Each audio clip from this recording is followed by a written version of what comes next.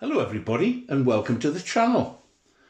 As you can see, sitting in front of the camera here is something of a treat. It's coming to that time of the year, towards the end of 24, when I start to think about what I'm going to do next. Now, for those of you who are subscribers, you may be thinking, well, that's crazy, you've already got loads on your plate. I actually have a Fokker D7 restoration project, which is a big commitment in terms of time and effort and physical size. I have a Cirrus Moth, which is nearing the final straight. It needs insignia markings put onto the model, which may not seem a lot, but it's going to involve a lot of work. And I've also got a vintage project in the form of a plane called the Rudder Bug, which was a very early radio control design, and it was built, this particular model, by a very talented modeller who's no longer with us, Dick Lindsley, and he was going to try and do something quite radical with the design, and that is to have an all aileron working wing. And I want to, in the spirit of him, see if I can complete the project. So I've got loads on my plate. So why on earth am I looking at this? Well, first of all, what is it? It's a Flair kit. And for those of you who are across the pond, you may not be aware or familiar with Flair. Unfortunately, this company are no longer with us. They've ceased trading. But they've achieved an outstanding reputation. Not particularly, I would say, because of the scale fidelity of the models. If you want an exact scale replica of a Fokker D7, this isn't the kit for you. However, if you want a model that can fly reliably and consistently and has a good track record, initially powered nitro powered, but increasingly electric powered, then these are the kits if you can get your hands on them. And I was fortunate in picking this up at a swap meet about 2 years ago. And I wasn't really looking for a one of these models, even though, what I've already said, Flair kits have got a great reputation. But I'd been building a Flair SE5. I already have a Fokker D7 Flair model, which I picked up at a swap meet.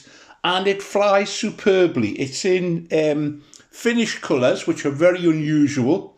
They always cause a controversy because of the swastika that's on them, for obvious reasons. But if you delve a little bit into the history, it predates anything that came later in history. It was about 1918, 1919. It was used by the Finnish fledgling Air Force. So I wasn't really looking for one of these. But I got this at an absolute steal of a price. The chap had this and an SE5 unopened, but the clincher for me not only was the price, but what was inside. So let's have a look and a little bit of discussion on why it's sat for 2 years unstarted. So here we go. So first of all, you can see some nice artwork on the front. This particular colour scheme of a particular ace. And there is the reason that I've been put off for so long in starting this kit. I wanted to model it to be based off one of the ace aircraft. Not necessarily this one. In fact, I don't think it would be this one. But nearly all of the Fokker D7s that I've seen have this lozenge pattern underneath. Now, some time ago, you could buy this, you could get it from a company called Solatex that did printed lozenge patterns on. I just wasn't, and you can't get it now. I think Oratex may do it, but it's an outrageous price. So what to do? Well, I've put it off and put it off. And then something happened recently, which I'll discuss in a moment. So that's the model. And here's what the kit contains. So when the chap at the swap meet opened it, I spotted straight away the Flair wheels, which are extremely difficult to come across, and also the Williams Brothers guns, which fit in perfectly for this project. 2 of them, because the Fokker D7 carried 2, and that alone, the price that he asked, if I bought these at the sort of market value, I would still have to add to it to buy these for what I paid for the whole lot. So it was a massive bargain.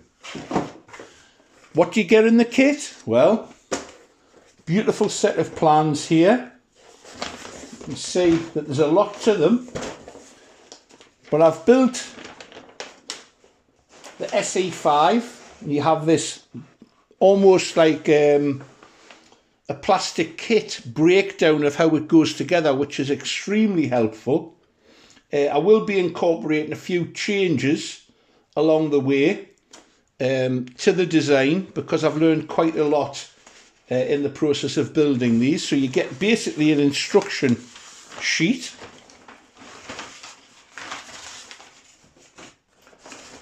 And then the rear section of the aircraft, how it's constructed. And once again, if we zoom in there, it's really helpful to have these sort of diagrams, and they're just nice to look at. I will, for example, be altering something here.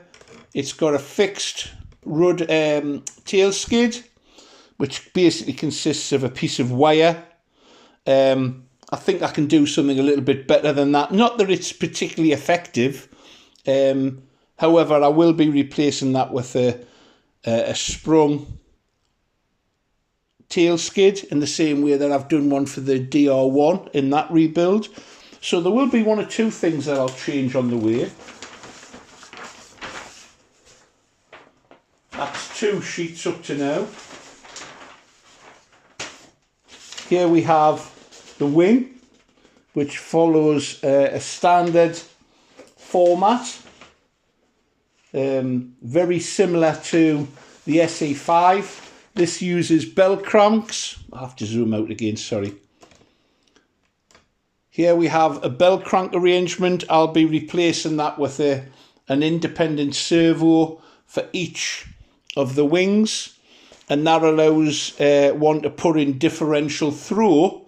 You need less throw, let's get this right, in the upward aileron position than you do in the down, and you can do that quite easily if you have the servos separate and not actually linked via a Y lead.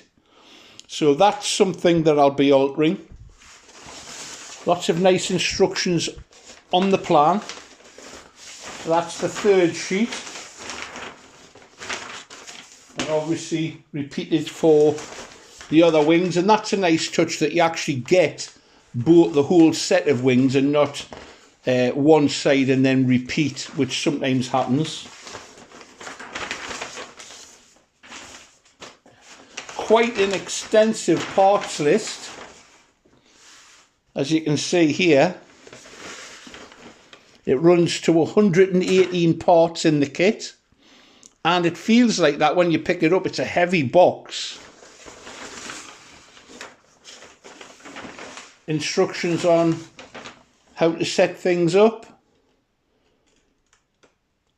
for the ailerons,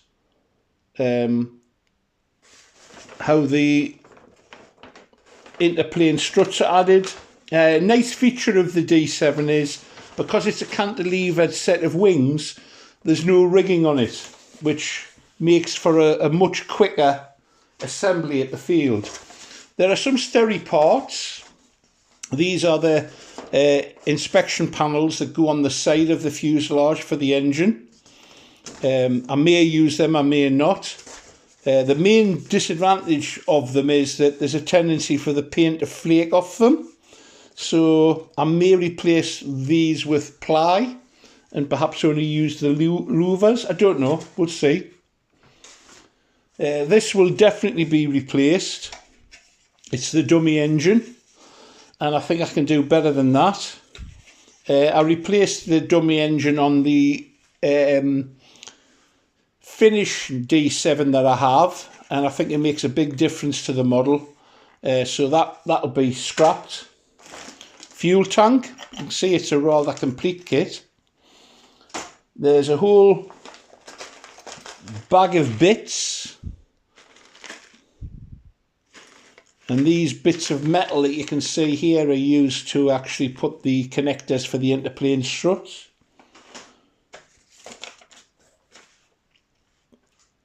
Few modelers are worried about the wing incidents. There's no real no need to. With the underside of the upper wing and the lower wing within the fuselage cut out, the wings will both be correct. There you go. So basically it's a 0-0 alignment, but a nice little touch telling you not to fret. Now, I'm not worried about this flying. As I say, I've got one of these models, which I picked up as a sort of rebuild. I was nervous about flying it. I needn't have been, because as soon as it took to the air, it was a joy from day one, and I love flying it. Hence the desire to build another one, I suppose.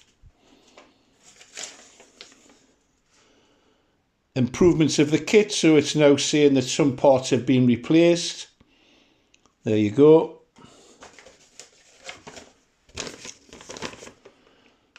They used to have rectangular tanks in the Flair kits. That's what I had originally in my SE5 before I quite cleverly melted the thing.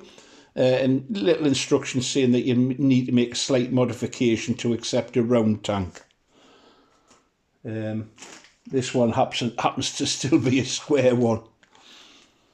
Now, box of bits. Don't we all love a box of bits? Now, I was very impressed with the SE5 kit in that the quality of the wood was good. It wasn't rock hard, it wasn't really heavy, it was nice quality.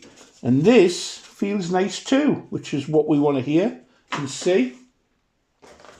Another bit of paper. Oh, there we go, joy of joys. Right, so there's a lozenge pattern. What a delight.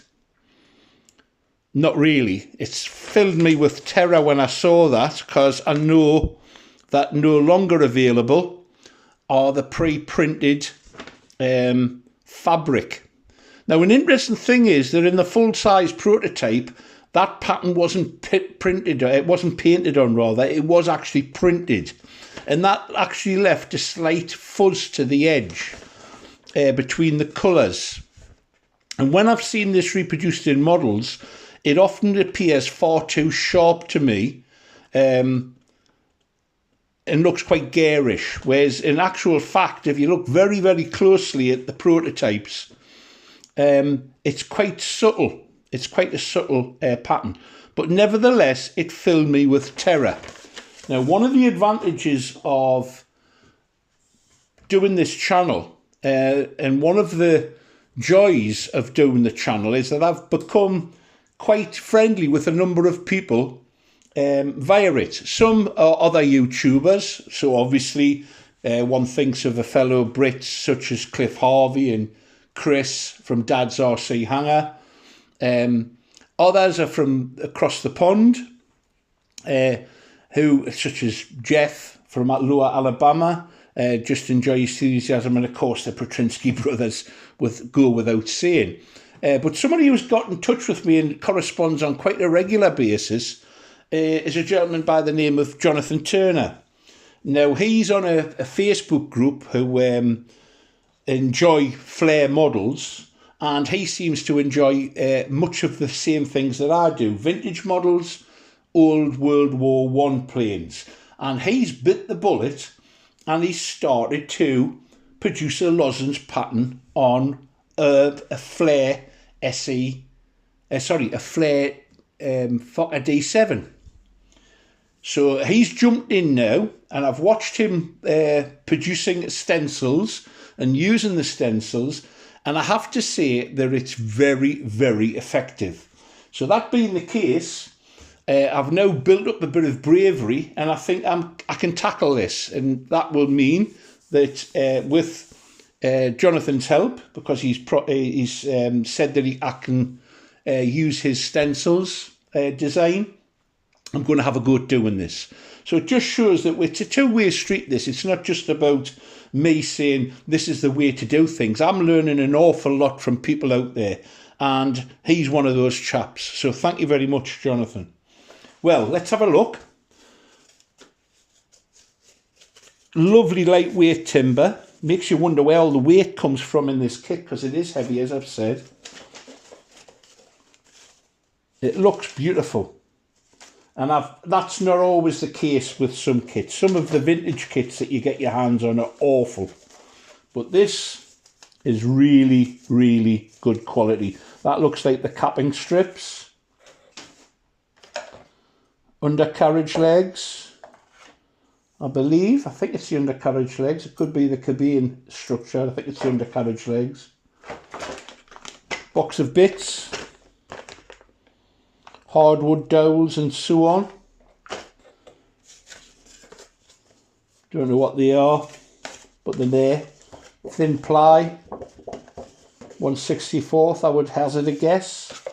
And this is a characteristic of the Flair kits, and that is this really quite nice quality plywood, and they've been cut, not laser cut, they've been die cut. And for example, this part is a wingtip. I don't know if you can see that. This part's a wingtip. But even though it's been die cut, you can see it's very, very clean. Before I went into teaching, for a brief period, I worked in a packaging company, and die cutting was part of the process. And I know that this is just very good quality. The stuff I was working with was going through card, and this to go through so cleanly through plywood's really a mark of craftsmanship in setting it up. There we go. And the ribs, I hope you can see them. The ribs have these distinctive cutouts. All the Flair kits have this to save weight. Because they're made of ply, they need to save a bit of weight, and these cutouts do that job.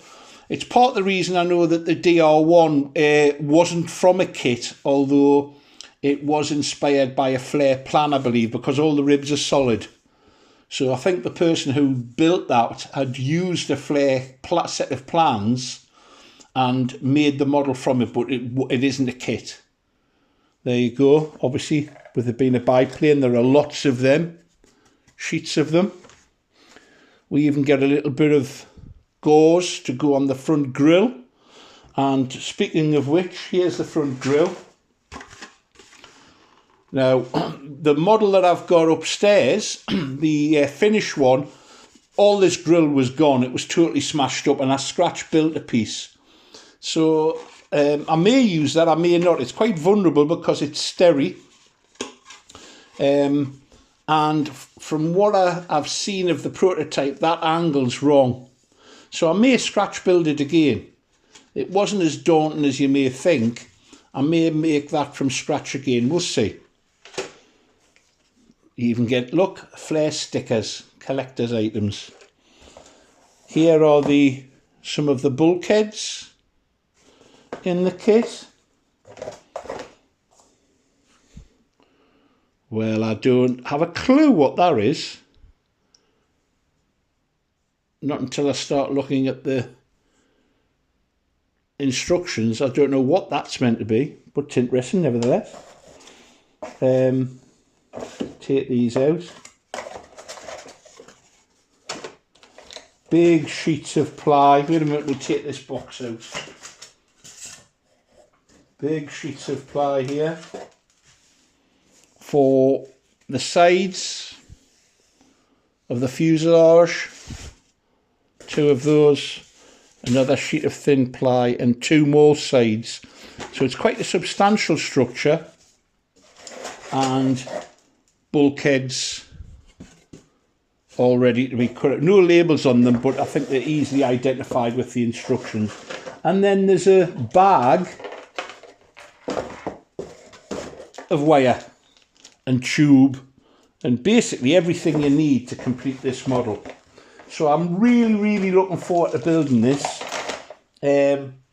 Lots of the projects that I'm involved with are at later stages. The vintage rudder bug is basically built, barring some machining that I need to do to make the mechanism work, and then it's a covering job. The DR1 is basically a restoration job, so I'm really looking forward to putting together a kit. It was either this or do a scratch build vintage model, and the chances are I'll probably start one of those in the early spring as well. But this is my Christmas box to myself. I'm going to actually start building it in the new year. And thanks to Jonathan's bravery in trying to reproduce the lozenge effect, I'm going to follow in his footsteps, in the footsteps of giants, and he's one of the brave lads. So I hope you enjoyed watching that. If you did, if you want to know what happens and how it develops and how the other projects come on, then please subscribe if you haven't already done so. It's free. And if you've enjoyed this little look at what's in the box, seem to be quite popular, those videos, don't they? Then please give it a thumbs up. So thanks for looking in. Let's get creative. If you can't get flying, fingers crossed, I think I might actually get flying tomorrow. So watch this space for some flying video fun. Bye for now.